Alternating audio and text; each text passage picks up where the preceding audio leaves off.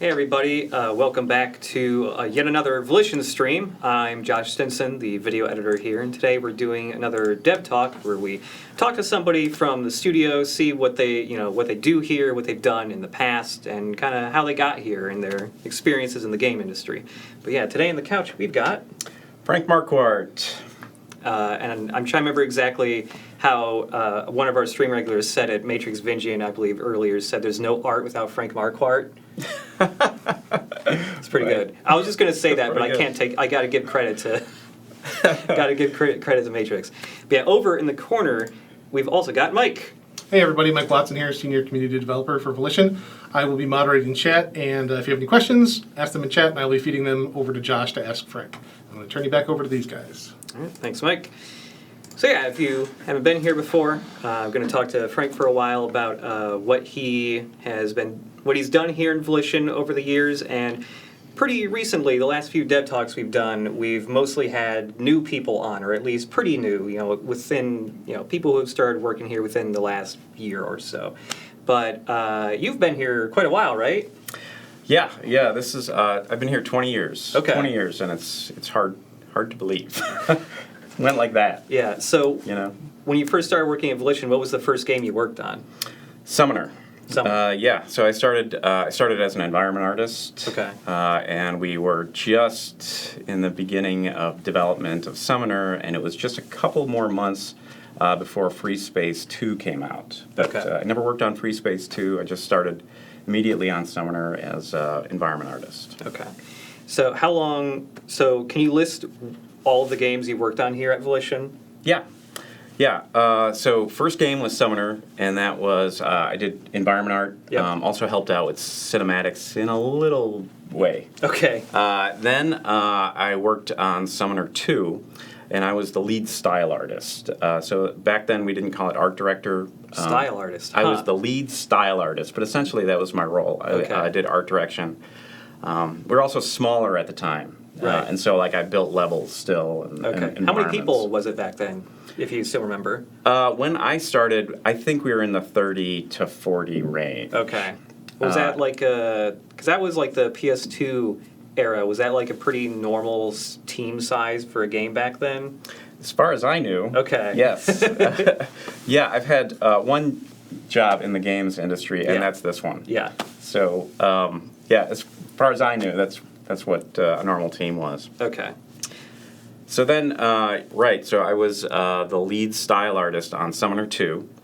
Then after Summoner 2 was Punisher. Mm-hmm. And I was environment art on Punisher, and I did lighting on Punisher as well.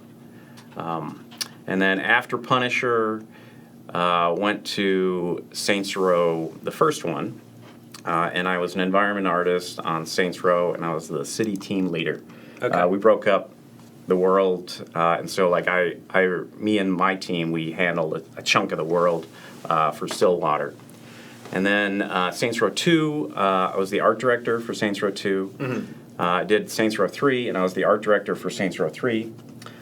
Saints Row 4, I was the associate art director, and I mainly worked with the cinematics team. Mm-hmm. And VFX and stuff that affected cinematics and stuff. Okay.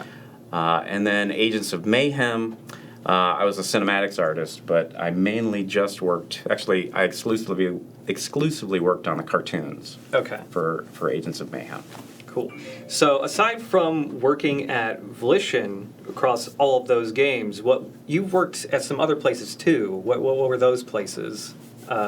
I'm mainly thinking about that internship you brought up earlier. Yes, right, yeah. While I was in college, I had an internship at Marvel. Yeah. And that was probably one of the best summers of my life. How long was that internship? It was 3 months. Okay. It was between a couple years in school and just a huge comic book fan, and that's originally why I wanted to get into art. I wanted to do comic books. I wanted to do animation. I didn't really think that games was a possibility. That was it was kind of I don't know how games were made. Right. And just kind of fell into games. And so I was lucky enough to get an internship at Marvel. And what I did was I had an internship with the art director.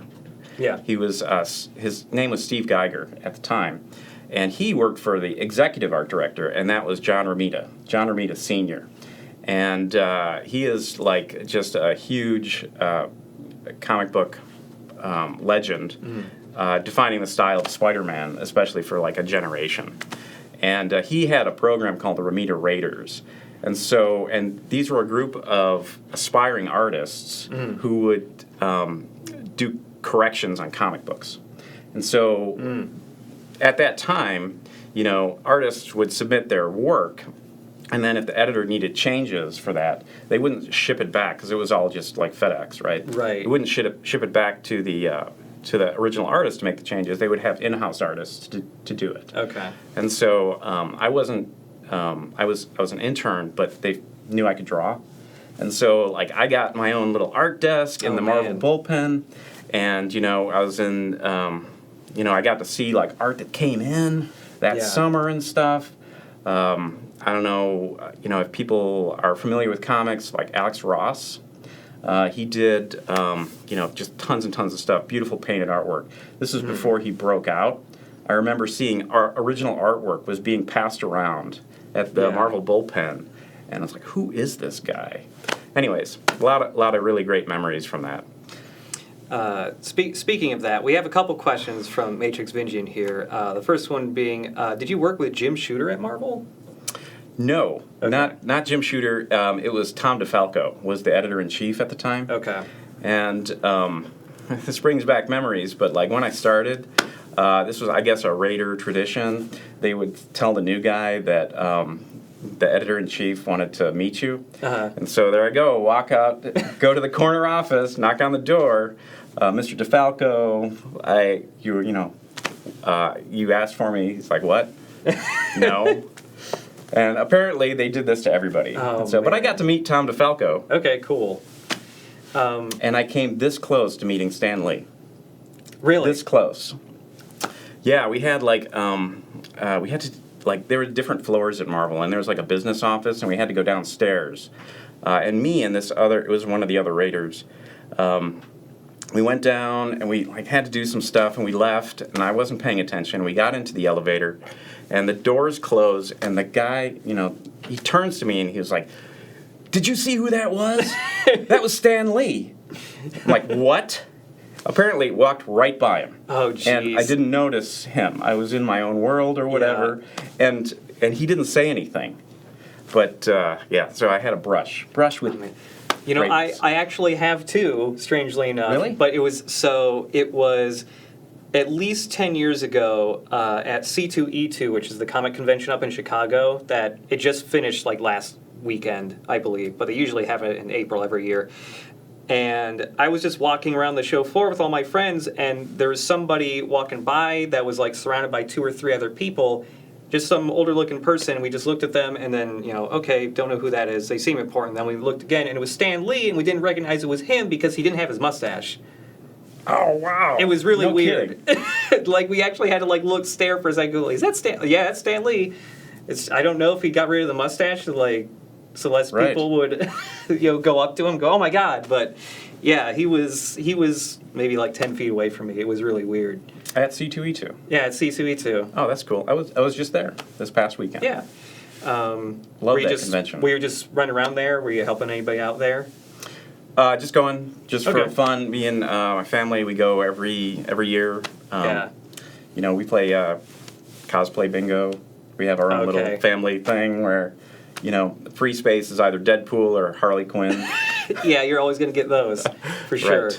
Right. Going back to the other questions Matrix Vingian had, he wants to know, did you make the Cabots? No, I did not make the Cabots. The Cabots came, I think they came from maybe the animators or something. On Summoner is where the Cabots first appeared. Yeah.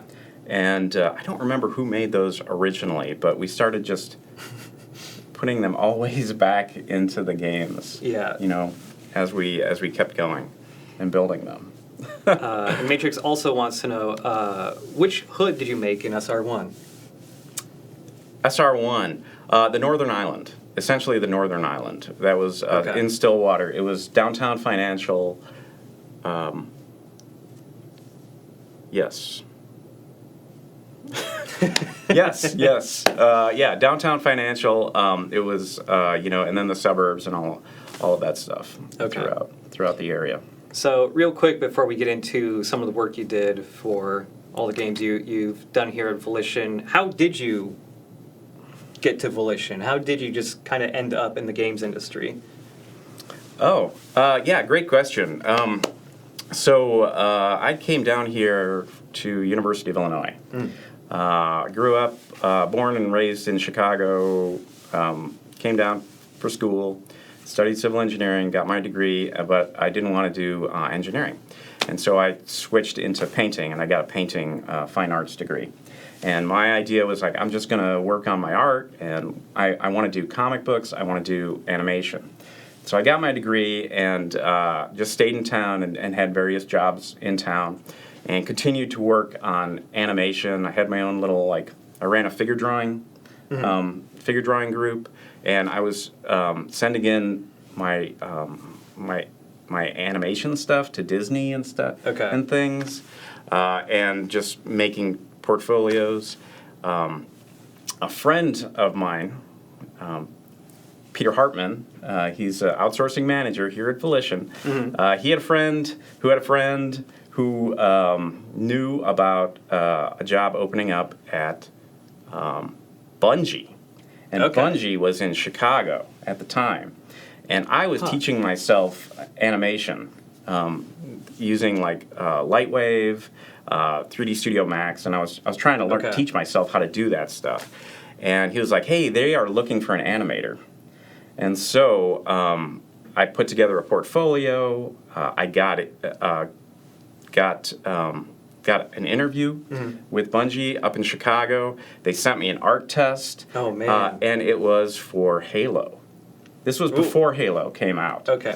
And so, what I played their games. I played Myth, and I loved Myth. Yeah. So I knew who they were, and I had an animation test, and it was Master Chief. They didn't send me the meshes, right? I got essentially skeletons, and I had to do run cycles and a jump for Master Chief, and it was the Arbiter as well. So they had you do these tests, and so I had an interview up there. I went in there, and my first impressions were that it was dark. And I've heard that before of family or friends who come and visit us. It's like, man, your studios are dark. It's just like your monitors, and it's like you guys if you like go to down live to the in a second cave. floor, it's it can be dark in there. Yeah. And I went in there and I met the guys and the developers, and man, I loved it. I was like, man, I could really, really do this. Unfortunately, didn't work out. Didn't get the job. But that just was set a fire. Okay. And so I went part-time at work at that point, and I'm like, this is what I want to do. And all I did, so I would work, and then I would just focus on my portfolio. And I improved all of those. I got some feedback on what I did wrong in my portfolio, and I looked at it again, and I redid pieces and worked on my animation, and then I just sent all my stuff out all over the place. And I didn't really know that Volition was in town. Although, this is really a long story. I'm sorry, this is a long story. But there was a guy who I shared a studio with when I was in painting, who interned or worked part-time when this was Parallax. Yeah. So I definitely, applied here, and the way it worked back then, it was we just had these news groups, right? And so you'd send your stuff in, and it would just get posted to the news group, and anybody in the company could see who applied. It was so small at the time. And Maitri, technical artist here, we were friends, we met and were friends in college. He saw my name pop up, and we'd lost contact with each other. Right. I got a call within an hour or two from when I applied. And he's like, Wow. Can you come in today? And actually, it was like, I can't come in today because I wanted to finish. I had a portfolio piece that I wanted to finish. Right. So it was like Monday that I came in, and then like, Wow. the rest is history. Wow. It goes to show that, like, a lot of job opportunities will pop up in ways that you, like, had no idea that they would. Like, Yeah. Especially, like, just knowing a lot of people, that helps a ton. That's how I found this place, too. I wasn't looking for any video game stuff. It was just other people were like, hey, here's this Volition thing. I was just like, it's in Illinois? I live in Michigan, Yeah, so right. it's the closest, like, game developer to me, essentially. But anyways. By the way, in the chat, F13 just wants to say, thanks for gifting us with such a beautiful city, talking about SR1. All right. I will thank you very much on behalf of the team because it was a lot of hands. A lot of people worked on that. So, speaking of the games you've worked on, you worked, and also crossing over with your interest in comics, you got to work on the Punisher game we made. Yes. I mean, we talked about this once before. Many years ago, we had you on stream while we were playing Punisher. Right. That was like probably at least 3 years ago now, I think. But yeah, what was that like? Just knowing that you were going to be able to work on a Punisher game. Oh, that was super fantastic. Super fantastic. Anyway, so like, and that came about because like after Summoner 2, and the Red Faction stuff, it was kind of like, what are we going to do as our next game? And so we had these like, we're going to be working on, coming up with ideas. And so it was like everybody was jamming and trying to come up with ideas. And I remember reading a THQ like business article or something like that, that they had they had licenses. They had the license for like Punisher and Captain America and stuff like that. Right. And one of our prompts was we needed to create a game with a bad guy as the protagonist. Okay. And it was like Punisher, love Punisher. So much so that in high school I made me and Peter, who I mentioned before, we made a Punisher movie. What? We started a Punisher movie. Okay. We finished a Wolverine movie. Okay. we made a 20-minute Wolverine movie. Man, I'm sorry. This is such a digression. We made like a 20-minute Wolverine movie. It's on film. It's just like a Super 8 film. Yeah. And then we started a Punisher movie where, man, I don't think that would be a good idea to do now because like we were wearing, like we had squirt guns that were all, the black squirt guns that you could get. Yeah. And we were in like alleys. Oh God. Yeah, in the don't do that Chicago now. area trying to like film our little Punisher movie. Oh man. Anyways, I lost track of the story. Where am I going with this? That eventually was going to turn into a Wolverine movie? Oh, no, we made a completely separate Wolverine movie. Okay, completely separate. Yeah, completely separate What were Wolverine movie. what were the claws made out of? Wood. Just wood? Okay. Painted wood. Painted wood. And we'd stop the camera, and then he'd put like, they were garden gloves that hid the Wolverine thing. And if we timed it right, it looked like he would pop his claws. Oh man. And so we have there's one good shot that it actually looks like he pops his claws. Nice. And we have, probably too much detail. Anyways. No, that's rad. Yeah. Anyways, what was it like working on Punisher? It was the best. Yeah. It was the best. And so we finally got Punisher, and the great thing about it is, like, I collected Punisher. I collect a lot of things. I collect a lot of comic books. But Punisher was one of those things that I had already loved. And so I just brought in my comic books. My Punisher comic books. And I know a bunch of the designers, like Matt Boynton in particular, he would come by and like, I'm just going to grab this chunk, and then he'd read them, and he would get totally into it. So I had my Punisher War Journal, Punisher, Punisher this, Punisher that. And so it was such a blast. And I got to work on, I worked on The Prison, which I thought was just so super Punisher-y. The Mike Zeck Punisher Limited series, where he starts out in prison, that like always kind of frames my view of the gritty Punisher. Yeah. Yuri the Red in the chat wants to know, what levels did you do the art for on Punisher? It was definitely the prison, and then I helped light, I think it was Manucci's mansion. That was one of them. Man, this was a long time ago.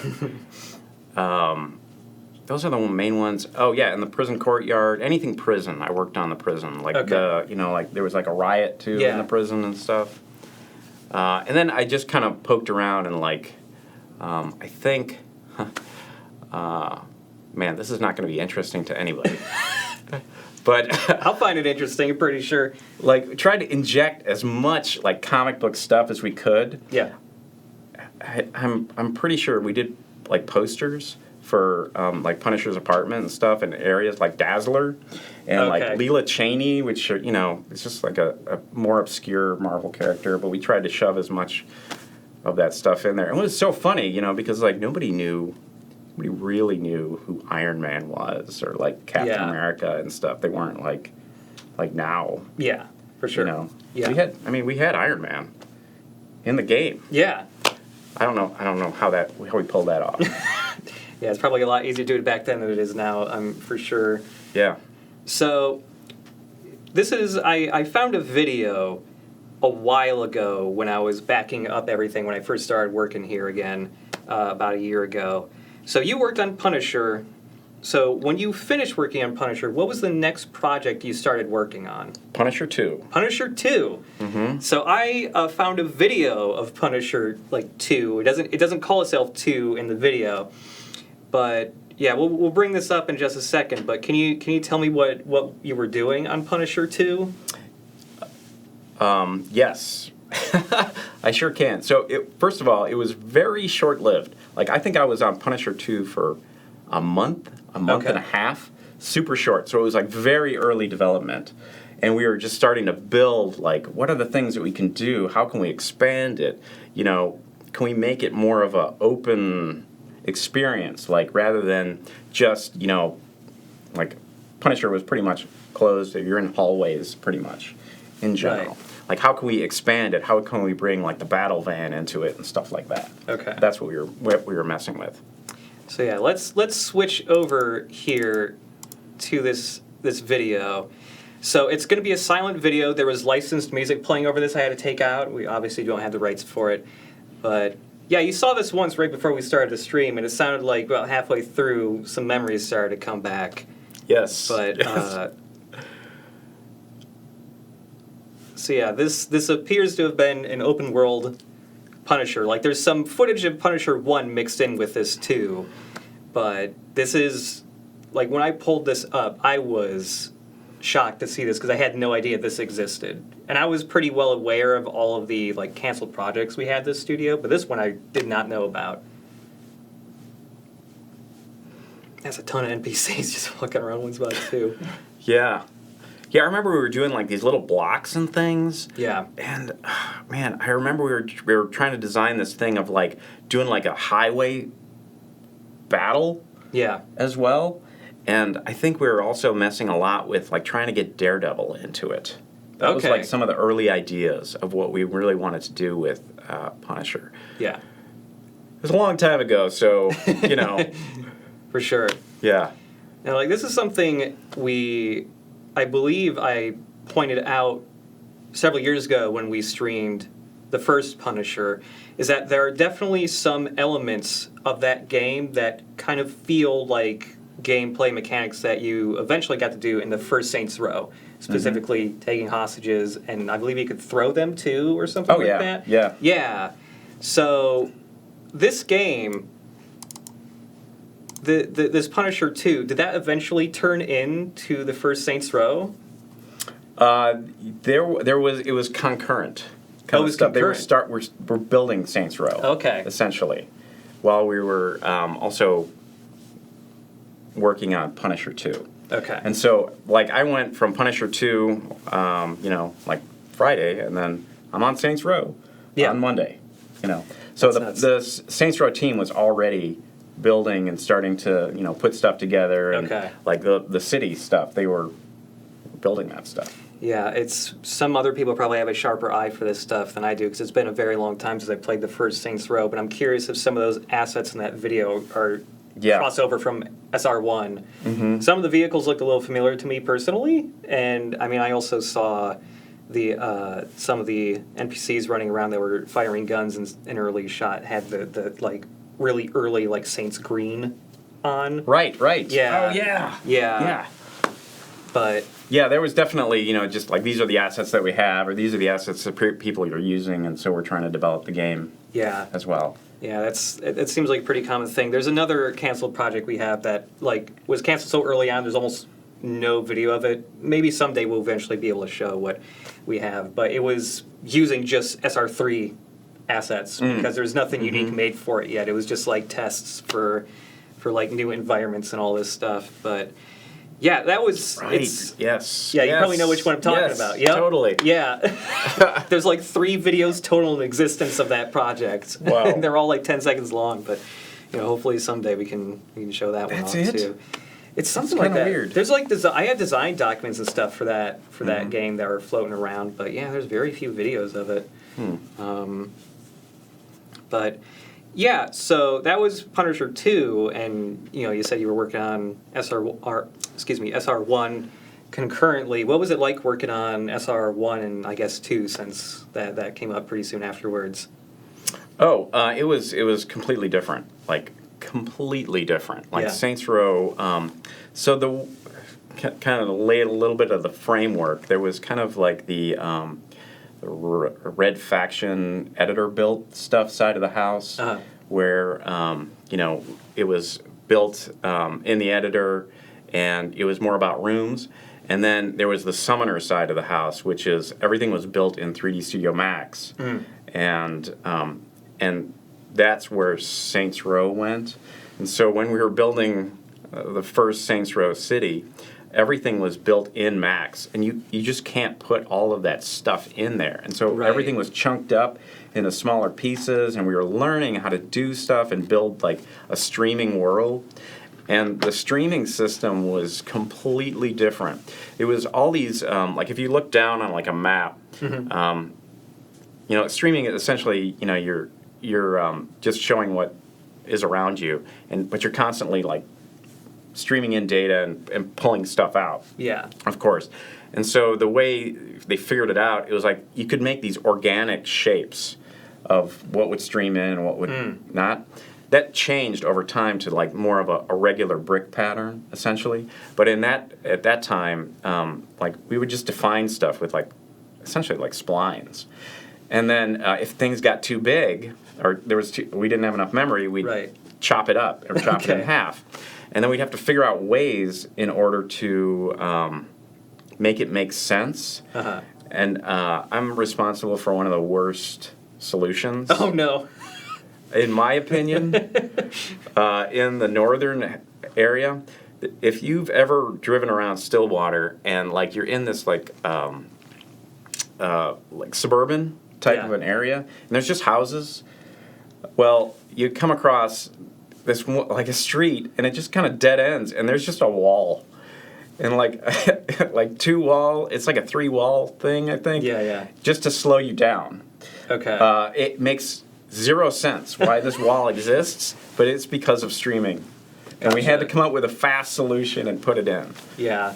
And I'm so sorry. I apologize for this terrible art solution. We put a basketball. I think we just put a basketball court at the end. Okay. It was just bad. I mean, that's just like one of those instances where sometimes you just got to get like a solution out, right? Or else it's just going to take way too much time sometimes. Yeah, and what do you do with like suburban houses? It's not like you can put more buildings and like block off the space easier. So that's not really an excuse, but yeah. Yeah. So what all did you work on for Saints Row 2 then?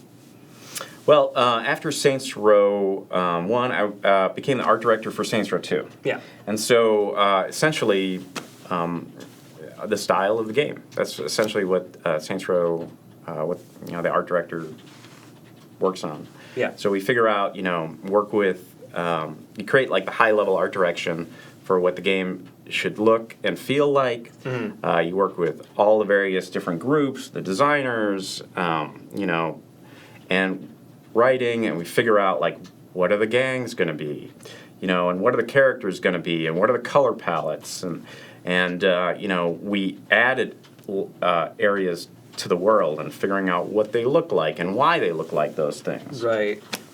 That's essentially what I worked on. Okay. Any memorable things that you got that you personally worked on for 2? Oh yeah. Like all the gangs, I loved working on all the gangs. That was always my favorite part. Is like figuring out what we wanted to make, and working on the world. We had this dream, this crazy dream, but the idea, it was supposed to take place during this hot summer, right? Because we wanted to make it feel like a little bit oppressive, and like the heat, and like anything can break out at any time, right? Right. And so in Saints Row 1, the player, essentially, you wipe out all the gangs. You get rid of the Rollers and the Vice Kings and Los Carnales. And so the idea in Saints Row 2 is that gangs come from outside and they come back in. Right. And so we as like the art director, you come up with like keywords. And so like our keywords for the gangs were, for that particular game, was exotic modern predators. And so we wanted all the gangs to feel like they're not native to Stillwater, but they came from outside. And so we did go with like the Ronin, Sons of Samdi, the Brotherhood. It feels like that they could just kind of roll in, and start wreaking havoc, Right. And doing the crime things. And like the high level keyword, I still get crap for this occasionally, or people poke fun at me, was verisimilitude. Verisimilitude That's a good word. was the high-level keyword. It's a very, and so it was like essentially the quality of having life and being real. Okay. And that was like the big high-level thing wanted to try to get, to make it feel like it was plausible, believable.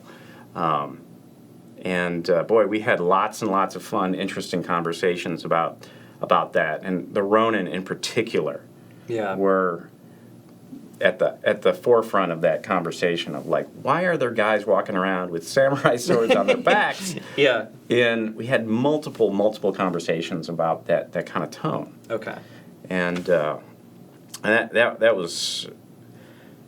I can get into that too, but why we chose those things, and why Saints Row 1 or Saints Row 2 has a gang with swords on their back, and Saints Row 3 has a gang with swords on their back. Right. There's a reason. Okay. Feared Symmetry in the chat wants to know if you have a favorite gang from the Saints Row franchise. That's a good question, man. Sounds lame, but I love them all. I really love the Deckers. I have a favorite character design. How about that? Okay. Yeah. What is it? It's the Decker specialists who are on the rollerblades, and they have like the shock hammers. Yeah. That's my favorite character design in Saints Row. Really love that design. I love the way the colors work together with each other. I like kind of the over-the-top weapon, which essentially came from Battle Angel Alita. Okay. It was like, cool. Hey, they were asking, I remember like the designers were asking, we need some kind of like area of effect weapon. Yeah. And I was like, man, Battle Angel Alita has this awesome weapon in it with a rocket hammer. And so it was kind of like, maybe we could do something like that. And lo and behold, that's where I went. Nice.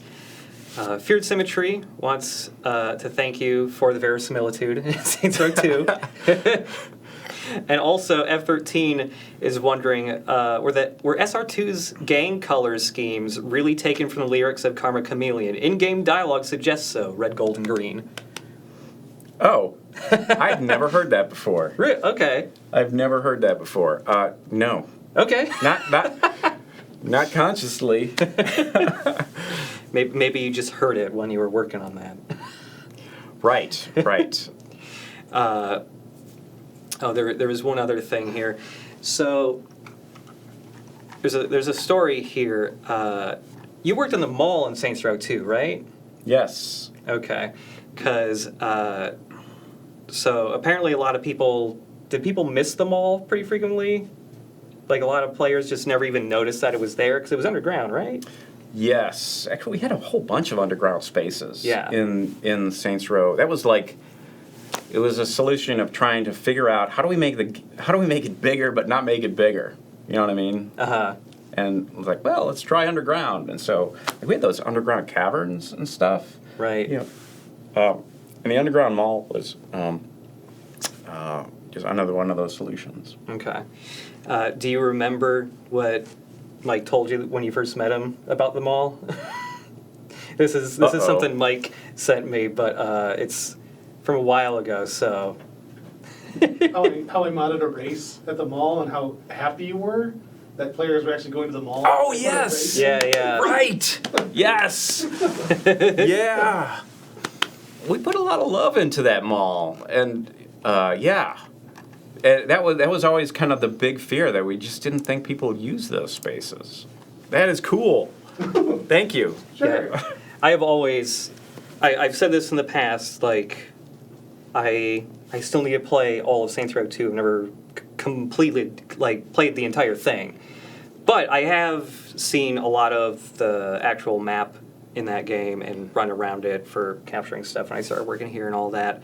But stuff like the underground mall and stuff is stuff I really appreciate, because a lot of open world stuff here, it's ground level and a little bit above, and so whenever I've been able to actually find something underground or actually like really deep in a structure somewhere, like I always really appreciate that. You It's find just- like a secret or something. Yeah, It's cool. right? Yeah. It's even just finding like a weird out of the way place on its own feels like a really good reward for me in open worlds and all that. Yeah, and we had a bunch of stuff that we built, like the weird cavern under the cemetery, and Yeah. like the stuff out in the ocean kind of thing, like the weird Volition cavern and Yeah. stuff. It's just environment artists like having fun and just making stuff. So, you also worked on Saints Row 3 and 4. What did you do for those two? Art direction again for Saints Row 3. Okay. So it was an amazing thing. So like finished the art direction on Saints Row, and it was pretty much a lot of the same team just rolled right on to Saints Row 3. Okay. And got to continue to do the art direction and did something a bit different. And then I lost track. Well, before we go on to SR4 and anything, do you remember the cut gang from SR3? They were called. Oh, yeah, Oiron? Yeah. Yeah, So absolutely. I know about them, but I actually don't know what they were meant to look like. What were they? What were like some of the proposed like designs for them? Oh, actually, Morningstar is a blend of Oiron and Morningstar. Oh, huh. So the way it worked, actually, we had like a whole ton of ideas for gangs in the beginning of Saints Row 3, and we kept whittling them down. And then we decided we were going to do 4. I mean, they're all part of the syndicate, right? So you had Morningstar, we had the Luchadors, we had the Deckers, and we had the Oiron. And what the Oiron were, they were it was an all-female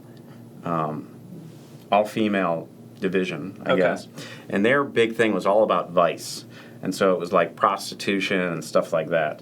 And they were set in contrast to like Zemos. So like they were supposed to be like the new young hot. They had like tablets and stuff, and they were all like digitally connected, kind of thing. That was the idea, and so that's what they were. And their colors were I don't remember, yellow, I think.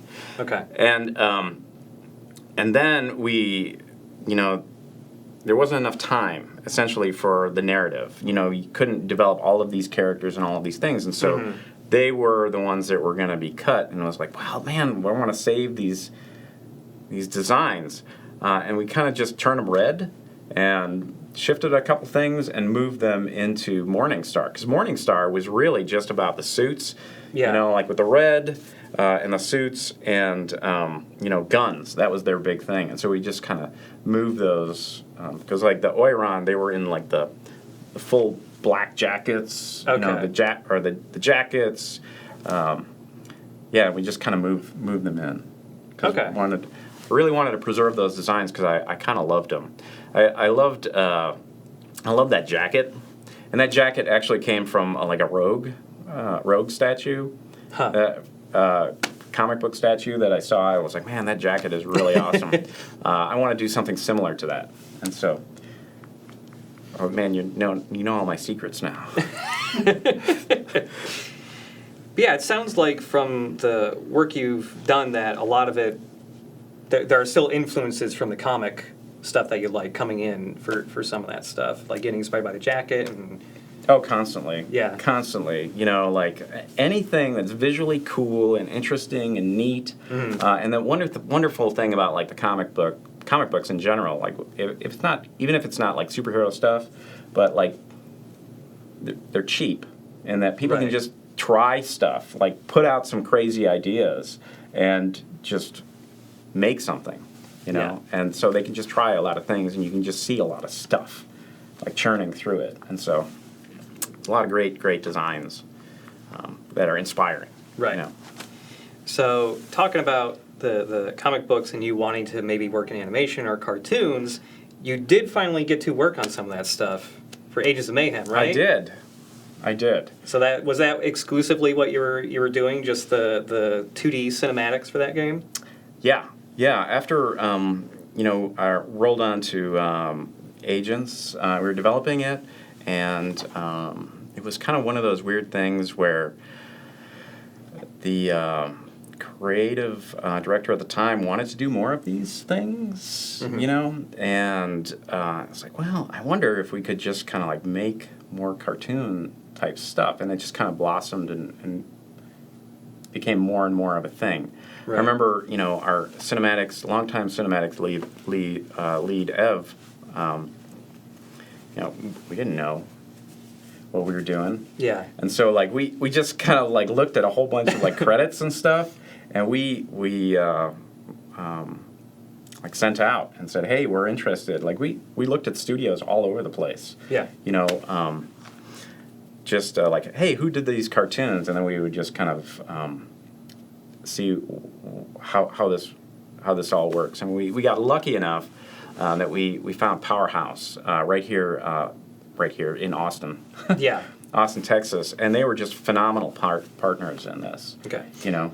So I want to say, I might even look it up right now just to be sure, but I believe, so our 2D cinematics for Agents of Mayhem, you said it was Powerhouse? Powerhouse. Yeah. Mm-hmm. Powerhouse, the first time I ever saw any of their animation, I believe at least, was, our own cinematics. But since then, I have seen more of their stuff, and I want to make sure that I'm getting this right. I don't want to credit to the wrong animation studio, but I believe they work on the currently running Castlevania show on Netflix. Mm-hmm. Yeah, and that show is crazy good looking. Yeah, and it's wild. Like, because you look at the credits, and I'm like, I know that guy. Yeah. Amazing. Yeah, I didn't know when I watched that first season of Castlevania when it came out like 2 years ago. I was just like, wow, this looks really great. And then I eventually saw Powerhouse. I was just like, what? It's literally the same people who did our 2D cinematics. That's really cool. Mm-hmm. But along with all of the ones that are actually in the final game, we had a lot of other agents that eventually didn't make the final cut for the game. Yes. And it appears that some of these cinematics were made pretty early in development, right? Yes, absolutely early, because of the time period it takes to make a cartoon. We had to start really, really early, and we made a ton of this stuff. And then, you know, as we developed it, you know, different characters and how the game developed, it was like, well, other factors came in, and like, or this is, you know, lots of other factors came in.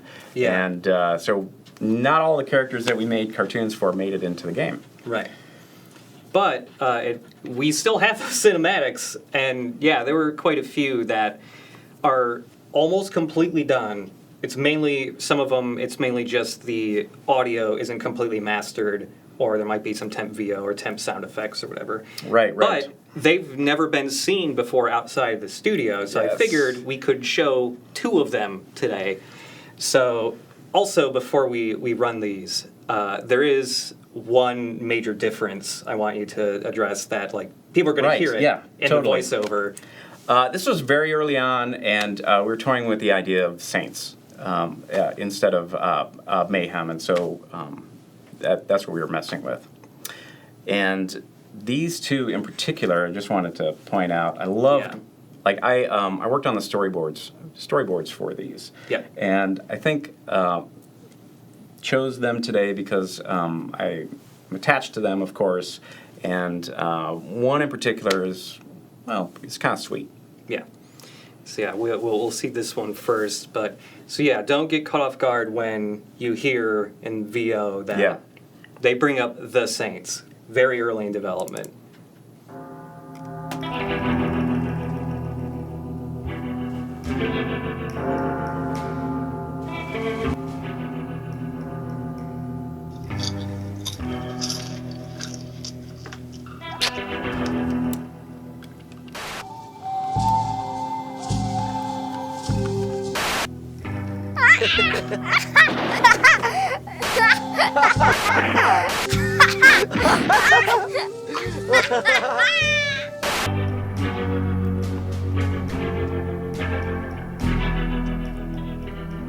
Why did I join the Saints?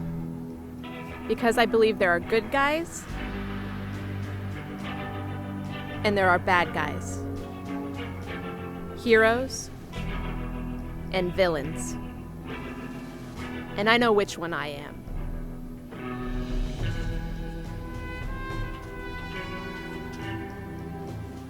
Yeah, that's a very sweet one. But yeah, what is it like working on cinematics like this in particular, working with an external animation studio to make this stuff?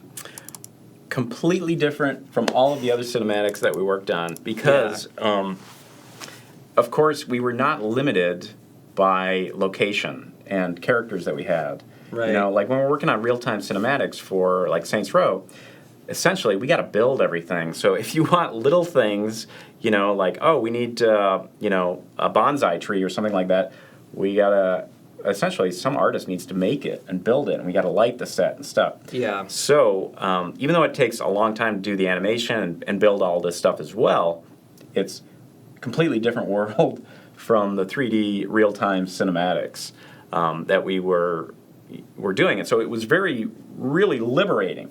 It was kind of like, you know, the writers were getting into it, and they'd be like, oh, can we do this and this?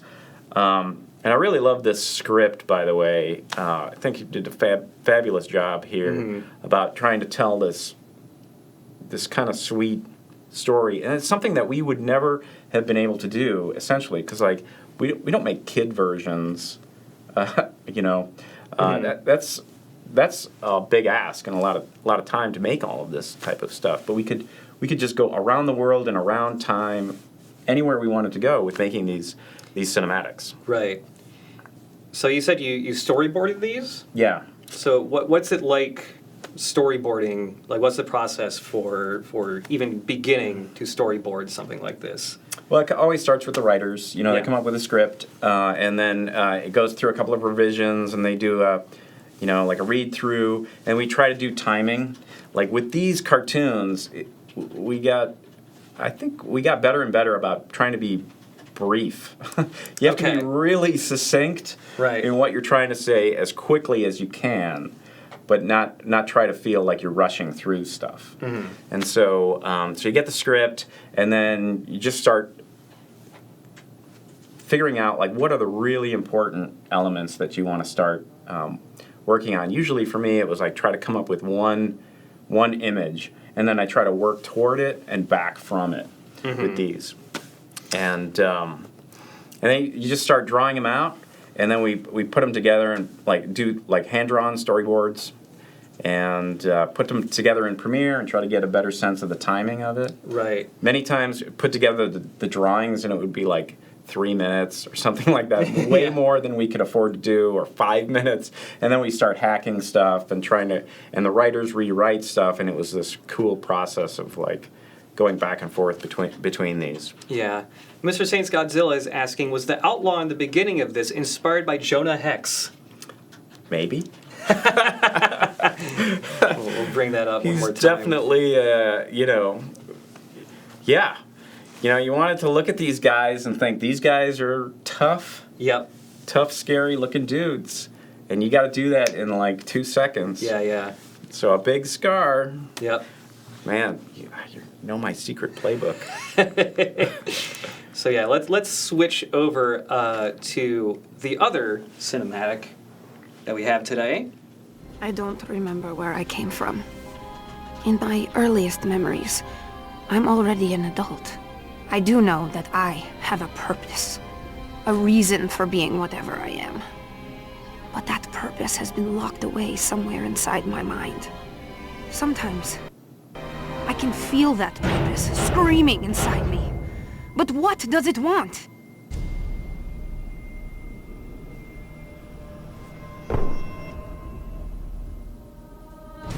Maybe it was seeing Legion soldiers that set me off. All I know was how good it felt breaking their bodies with my fists. I have often wondered, what would have happened if I hadn't stopped myself? Would I have turned and attacked the onlookers? I had drawn the attention of the Saints. And them finding me became me finding the family I had always wanted. But will I lose control again? Will they be safe? Yeah, so that's Jawbreaker. Loved working on this one. You're wondering about like maybe the process here. Got the script of Jawbreaker, and like essentially the idea is that like Legion had labs spaced around, and she wakes up in one of these abandoned labs and needs to break out before stuff goes to hell. I think the backstory a bit was like, they got attacked and Legion cleared out, and they hit the timer of like the self-destruct button. That was kind of like a little bit of the backstory that you don't see here. And her, whatever her tube is, she's like this bioengineered kind of like X-23, Right. kind of thing. Yeah. And of course she's like super strong and tough, and so like the process here is like the writers, they wrote what, these are all the beats that we want to hit, and immediately like the first thing I remember working on this is like, so the thing about Jawbreaker is that she's a time bomb, and so that she has this kind of explosive like rage and power, and so that was like the shot. It was like her in front of the red screen with the countdown. That was kind of like the symbolism, trying to interject in here. And so you start with that, and then you try to figure out how to get there and come away from there as well. Right. Yeah, so much fun to work on these. There are several others that are basically finished, just like these other two we showed today that we'll hopefully be able to show someday. They're the ones we didn't get to use. It's a shame because they're all really cool. Yeah. And there's one in particular that, like, I watched all of these when they were coming in, when I first started working here, and we were still pretty early in AOM, going like, oh man, it's after a while you don't see them for a while and you forget about that and go like, well, what happened to that one? And there was one I completely forgot about until I saw it like earlier today.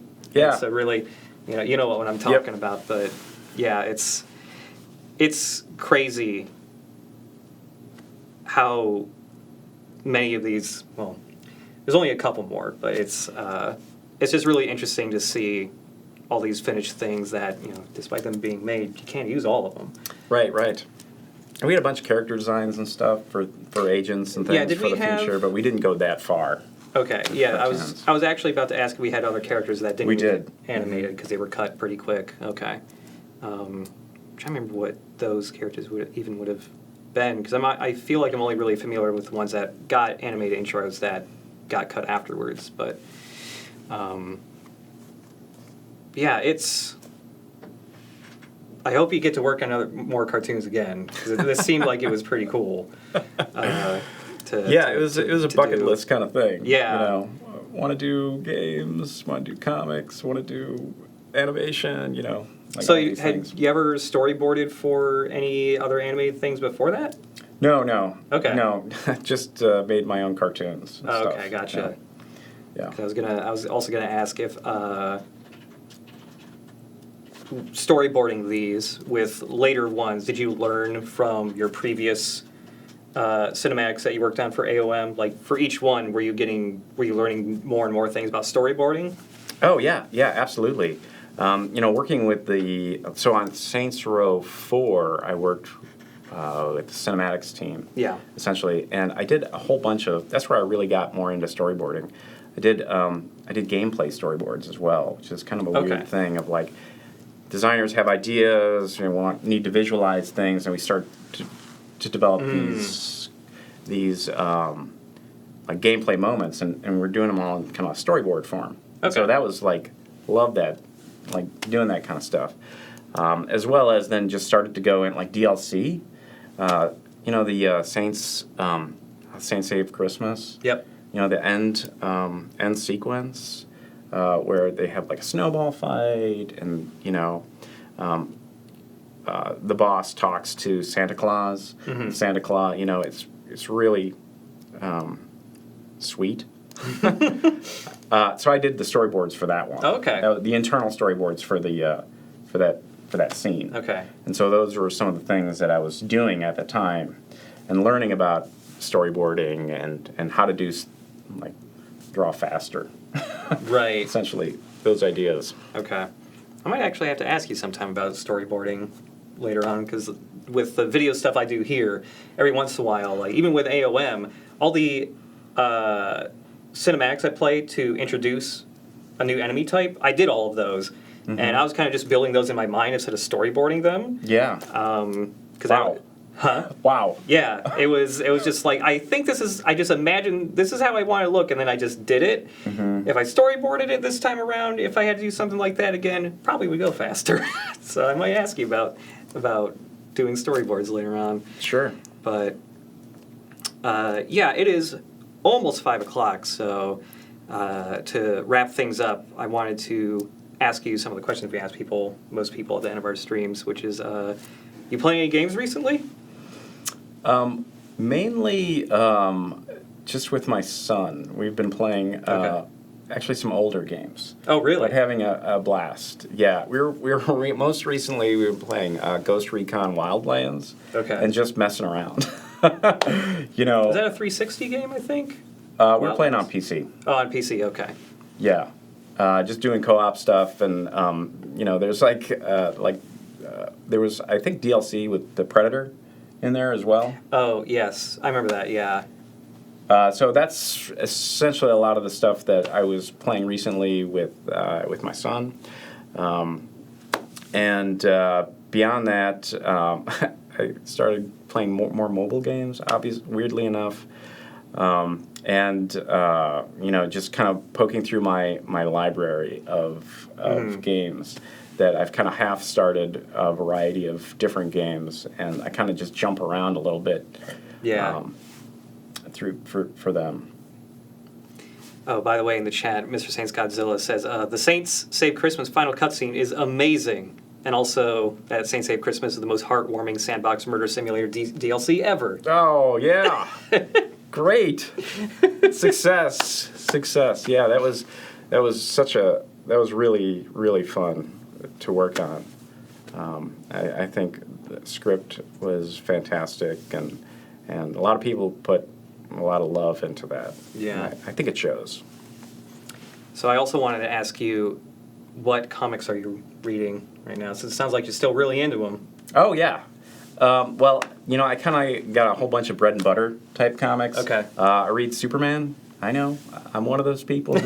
I've read Superman for decades now. Yeah. Superman, Batman, Justice League, Fantastic Four, Spider-Man, the X-Men comics nowadays are awesome. Mm-hmm. There's a whole ton of a ton of new ones that are really fun.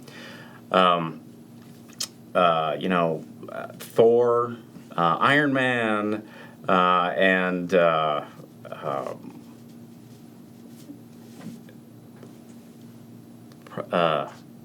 I'm losing track. Oh, jeez. I get a stack. Yeah. I go to the comic book shop every week. Okay, so you still get them physically. You're not doing a digital thing with them. I do both. You do both. Okay. I do both. Actually, that's kind of why I started playing the It's another stupid digression. I never really played any mobile games, and then like when you can get digital copies for the Marvel comics, and then they give you these points, and then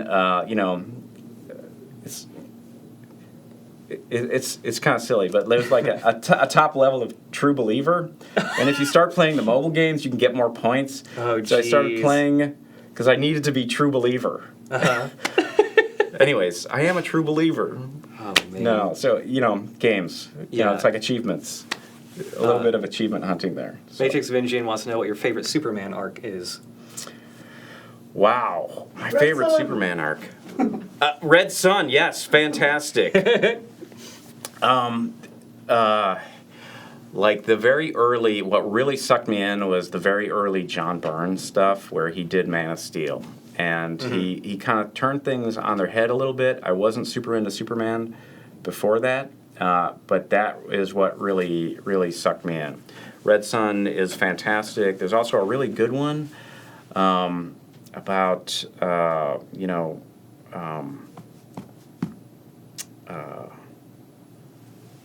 it was like a Joe Kelly written, I think it was Joe Kelly who wrote it. It was Doug Mankey did the art, and it was about what Superman meant. I think it's like Superman 270, or no, it's not 275. It was like, these kind of like grit, man, I'm just totally butchering this. There's this character who's like, it was representing like the more gritty, kill him and don't worry about collateral damage character. Right. And then there was like Superman. It's like, no, you have to care. Yeah. That whole message. It's a famous Superman comic, and I'm ashamed that I don't remember. Is it All-Star Superman? Oh, All-Star Superman. Okay. It was not that one. It was just a regular issue in the runs. But All-Star Superman is fantastic. I haven't read it too many Western comics personally, although I was into DC for a while just due to the DC animated universe. Mm-hmm. That's the stuff I was like super into. Oh yeah. But yeah, it's I feel like All-Star Superman is like the one I gotta read because I feel like people bring that up all the time whenever I hear people talk about all the different Superman arcs. Yeah. Oh yeah, and there's a really great Whatever Happened to the Man of Tomorrow. It was like the very end of the run where they stopped, the old Superman stuff right before the Man of Steel. I didn't read it when it came out, but I went back to it. It's an Alan Moore comic, and it's really great. So it is. It is. with the plant where he got the gift, and it like went into his mind, and he had to he lived it out in his mind. Yes, all that. Oh, I know that one. Yeah. The black orchid, Yes. or black orchid, and then there's Mixpidalic. That's the guy you have to make him say his name backwards or whatever? Yes. Yeah. And in this run, it was kind of like, for a millennia, I was good. And then a millennia, I was like a trickster. And now I'm going to go bad. And it was just like, oh, damn. Yeah. I remember... Have you watched the animated universe stuff for Superman and Batman and all that? Oh, yeah. Okay. Yeah, absolutely. So I have very... Justice League is on like a current... Okay. Yeah. I keep going back to that one over and over. I'm a pretty big fan of the Justice League and Justice League Unlimited stuff, especially when they finally conclude like the big thing they build up to for like 2 seasons with Lex Luthor and Brainiac, and the supposed death of the Flash that makes Superman go crazy. Yes, yeah, and the Justice Lords, the Justice Lords, and the other that stuff was so good. And I was floored by Suicide Squad. When they put the Suicide Squad in Justice League Unlimited. Yeah. By the way, that's I cannot wait to see what they do with the Suicide Squad. Oh, the new with Guardians of the Galaxy. I'm blanking on his name. I can't believe it. James Gunn. Yes, James Gunn. Yep. Suicide Squad. That is. I cannot wait for that. I loved so I read Suicide Squad too. Forgot about that. Yeah. I mean, loved Suicide Squad because it was like bad guys. That seems to be a theme. Aside from Superman, You like the anti-hero bad guys. stuff? Oh yeah, I love it. Yeah. Daredevil, Punisher, Wolverine, just give them Yeah. all to me. I'll read anything. I'll read anything. I was Deadpool, reading Deadpool, Yep. of course. So much fun. It's going back to the animated universe stuff again. I don't know if they ever did a run of like an actual series of comics for it, aside from like some one-offs or one-shots or whatever. But I've always personally been a really big fan of Batman Beyond. I've always wanted more of that thing because it was only like 2 seasons long as a show. Yeah. And they had to wrap up the actual ending to the show in Justice League Unlimited because they never got to do it in the actual show itself. But And they had that super creepy, like, the Joker. Like, it was like the the Joker movie? Yeah. with Robin. Yeah. Oh, that was so good. The movie where they actually had to censor it and remove some scenes from it if they aired it on Cartoon Network because it was a little too messed up for children. Yeah. It is. It is, yeah. It is. Yeah, that movie also, I forget what studio did it, has some incredible animation in it. It was a Japanese animation studio that did that. That was a great looking movie too, on top of just being like pretty well written and stuff. But yeah, I need to get back into Western comics sometime. I mostly just read manga, but the only Really? like Western comic I read for a very long time, strangely enough, was the Sonic the Hedgehog comic that was produced by Archie. Wow. It was one of the longest running comic series. It only ended a few years ago, or at least the longest running video game adaptation. It ran for nearly 300 issues before Archie finally gave up the Sonic license, and now I think IDW makes it or publishes it. But it was. It would have to be a separate stream. I could go into it way too hard. Basically, Sega didn't really care too much about what they were writing for the Sonic comic, so it had its own completely self-contained, very convoluted lore and like storylines. It was like it had a continuity. It wasn't like one-issue gag comics. Yeah. Like it was when it first started, but then afterwards, it was just like, yeah, it was. So they have the freedom to kind of go crazy and make their own little world. Yes, and nobody at Sega was paying attention, so they got away with doing stuff for like 15 years or something like that. Some people who did work for like Dark Horse Comics worked on it and stuff. One of their artists or writers or something. But yeah, there's a Sonic the Hedgehog crossover issue with Spawn. I am not joking. I have this issue in my closet at home right now. I gotta read that. Wow. Okay. So it's not just Spawn. It's all the other properties along with Spawn that I forget who published. Was it Dark Horse that did Spawn? Oh, it's Image. It's Image. It's Image. McFarlane. It was like every popular Image property at the time is all in that along with Spawn. And funny enough, Spawn is in it for maybe like 2 panels. He's in like the big splash page where all the different Image property characters are all there, and then the next panel Sonic talks to Spawn, and then he just walks off frame, and he's not in the rest of the issue because they clearly didn't want them to use Spawn that much or something. But yeah, it's crazy just seeing all these Image properties interacting with Sonic the Hedgehog. It's weird. That's cool. I mean, Archie does cool comics. I mean, they did the Archie and Punisher crossover. Did Archie and Punisher. And actually, like, I love The Chilling Adventures of Sabrina. Have you read that? I haven't read That's it, but great. I've heard they're great, yeah. That the next Netflix show is based on. I haven't finished watching that. I started watching. That, but like they have like this whole horror stuff with all the Archie characters with like, you know, it's all like vampires and werewolves and zombies, and it's fun. It's really good stuff. That reminds me, there's also a Sabrina crossover with Sonic because they were both Archie. Although it was like original Sabrina, so it was like all like comedy based. It wasn't the horror stuff that Sabrina is currently. But it's strange how many things they got to cross over with Sonic just because the opportunity was there. But yeah, it's crazy. But yeah, thank you for. It's about 10 after 5 now. But yeah, thank you for being on. Time flies. Especially talking about comics for the last 10 minutes here. Yeah. But yeah, thanks everyone also for watching this stream. If you missed previous dev chats, or if you want to see some of the stuff we talked about from the last time you were on, where we actually played Punisher for about an hour and talked about the development of that game. All that stuff is on our YouTube channel at youtube.com/VolitionTube. And if this is your first time watching the stream, we stream almost every week, barring some weird things that come up or holidays or whatever.